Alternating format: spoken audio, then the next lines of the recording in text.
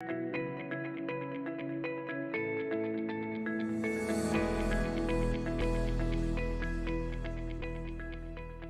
morning, ladies and gentlemen, and welcome to today's edition of WORDCHEW. We'll be looking at the wisdom for financial success in the past 3 weeks, and that's what we're still going to be looking at today. We're going to be looking at some of the principles you need to adopt for you to be successful. Success is not just by prayer and fasting, even though prayer and fasting plays its own role, but there are other things you need to add together to make you a total success and to help you to build and maintain that success that you desire.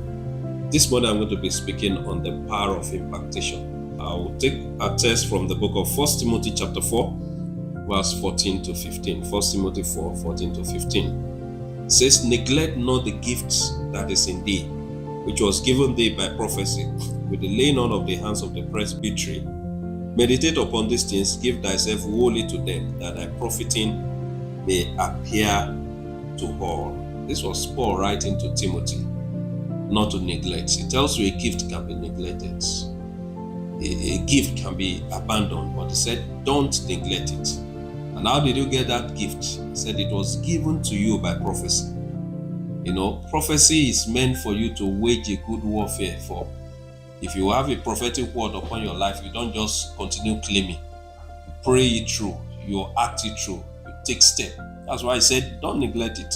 If you think that because a prophecy has been given upon your life, you can go to sleep, you are joking. That prophecy will not come to fulfillment. You need to fight for your prophecy, pray through your prophecy, work for the fulfillment of that prophecy, and see how it comes to fulfillment. So, he said, this gift was given to you by prophecy with the laying on of hands of the presbytery. That's what we call impartation in our world today. It means you have a prophetic word, and then the presbytery, the pastors, the ministers, the apostles lay hand on you to impart that thing, to seal up that thing into your life and into your destiny. He said you should meditate on it and give yourself wholly to it. Give yourself to that gift. Give yourself to it, and so that your profiting may appear unto all men. Not only can spiritual gift be transferred, so also skill can be transferred. I spoke about Aholiab, that God gave the spirit of wisdom, understanding, knowledge, and in all skill, in all learning, in all to make gold, silver, stones, and all those things in our previous edition of WORDCHEW. But look at it now. Skill can be transferred.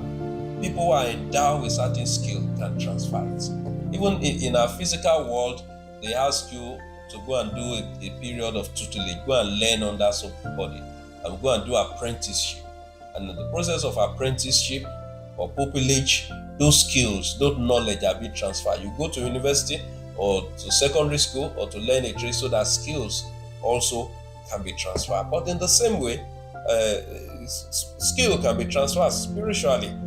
Success can be transferred also, to people. If you relate with people that are successful, the Bible says if you walk with a wise man, you'll be wise. But if you walk with a foolish man, you'll be a fool. And a bigger fool at that. So God expects us to receive that kind of level of impartation. And that comes by association and also by submitting to authority. People that are endowed with that. Some years ago when I was doing practice as a civil engineering contractor and consultant, and then years ago I look at some people that are bigger than me in the field, and I went to one of them, maybe about 8-9 years ago, and I said, "Sir, I knew, and I said, I want you to be my mentor." He's not a Christian, he's even a Lebanese. So I went to him and I said, "Please, I want you to be my mentor, and I need you to be advising me and be guiding me in this business." And he agreed. And so when I have questions, I will call him, and I say, when I'm confused, one of those days my equipment was breaking down and I was so angry that my people are not able to fix it. So I was not so happy. So one of those days I just walked to his office and I said, "Sir," I said, "this is the challenge I'm having. I bought this equipment and they are not able to fix it." He now came and brought out his file. He said, "I bought 5 equipment from a big construction company in Nigeria." I mentioned the name, I don't want to mention it now. He said, 5 of them have not been able to fix it today. And I said, "What?" Because I was asking, I said, I need to engage an expatriate. Can you get me an expatriate mechanical engineer to run my equipment and maintain them for me? He said, I have an expatriate. He's Lebanese. He said he has a Lebanese expatriate. He said, I have people work with. He said they have not been able to fix his own equipment too. And he bought those equipment almost brand new from them. They had problems. He said they are still packed in my yard. And he said, so he said it's not necessary for you to go and pay. He said, can you pay? When he mentioned the amount in US dollars, then I knew that I cannot pay. What he wanted me to pay is even more than what I think should be my salary. So I knew I cannot pay. But he now said that, okay, it's not about getting expatriates. And that advice worked for me. That calms me down. That also made me to know that, okay, so big people are also going through the same problem I'm going through. I'm not the only one going through. I thought I was the only one going through it. You need a mentor. People can impact. And what he did to me that time was to impart that knowledge, that experience that he had onto me that really helped me, to calm down and to be able to re-strategize, to be able to solve my problem without necessarily thinking that somebody is going to come to solve it for me. So you need that in skill in business. Some of you are doing business. You don't have anybody you are interacting with. You are alone. You don't have people who are beyond you, above you in the business you are doing, who can guide you, who can help navigate some terrain that you have never been able to navigate. But when you have those people in your life, they're able to tell you and say, no, when you get to this point, this is what you should do. Oh, this is the time to diversify. This is the time to add another product to what you are doing. Oh, this is the time to add another certificate. This is the time to another skill.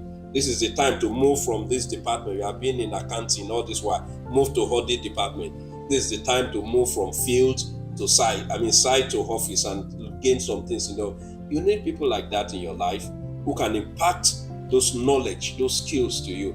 Don't just feel you know too much. Humble yourself under them, and then they can impart those knowledge to you, impart those gifts onto you, teach you. Some of us are not teachable. You get to somewhere you don't know anything and you are raising shoulder. The people that are supposed to guide you, they just keep quiet and leave you to be making your mistake, and eventually they will sack you one day and you think it's the devil. No, it's because you didn't stoop down to learn, stoop low to learn. And then in that process, you began to show that you know and you don't know. And nobody knows everything in life. Elisha submitted to Elijah, and within a few years, he became a prophet. From being a farmer, he was a farmer. But when he submitted to Elijah, he became a prophet. Within a few years, became a prophet. And all that he had was because Elijah impacted him with knowledge, with skill, and what it takes to be a prophet. People who have been in the school of the prophet never received the mantle. He was the one that received the mantle. Let's learn to submit to superior grace in our field and learn from them how they are succeeding.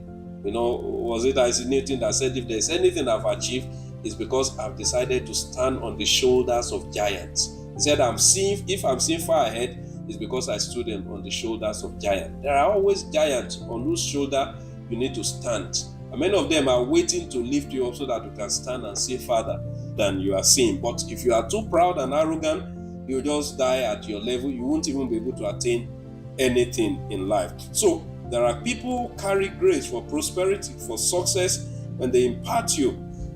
They set an algorithm in your life, and that will begin to program you for success. What you need them to do is to set the algorithm of your life with their word, with their prayer, with their advice, and that begin to program you. You now begin to run those programs for success. Isaac impacted Jacob and Esau, and they became successful. Jacob impacted his children, and they became what is said they will be. Who is speaking into your life? Who is guiding you? Are they friends that are guiding you the wrong paths, to cheat, to dupe, to manipulate? If those are the people that are speaking to your life, you end up like them. But when you have model that speak into your life, that impact you, that's encourage you, that guide you, you see that you can become a greater and a better person in life. Some years ago when I started, my father in the Lord, Reverend Ka Yusuf, we were just having a prayer meeting in the church, and then he just called me and looked at me and he said, I was not too close to him then, I was just doing my own thing, and he called and lay hands and make a prophetic declaration. One of the things he said that day, he said, I see your trailers moving all over the nation. He said, I see your trailers crossing the nation. moving across the nation. Today I have trailers, I have trucks that are moving. Then I don't even have, apart from my car, I don't even have one single truck. But they impacted and spoke into my life. Now I began to buy equipment, buy dozer, buy caterpillar equipment, buy other tankard, and so many other things like that. Why? Because somebody impacted my life, spoke into my life, and make that prophecy, and those prophecy came to pass.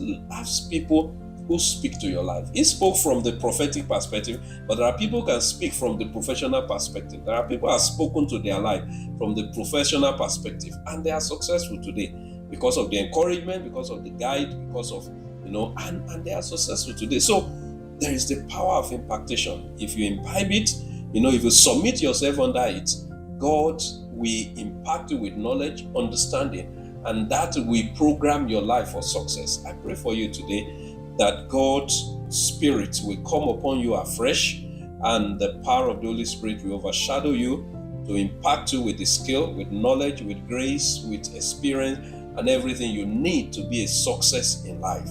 Thank you for being part of today's WORDCHEW. I want to encourage us every Saturday in this month of August. We are having a program which is School of Word Creation. It's a specific program for specific people, and you can be one of them. For everybody who want to be successful, want to change their financial story, every Saturday in the church premises by 2 p.m.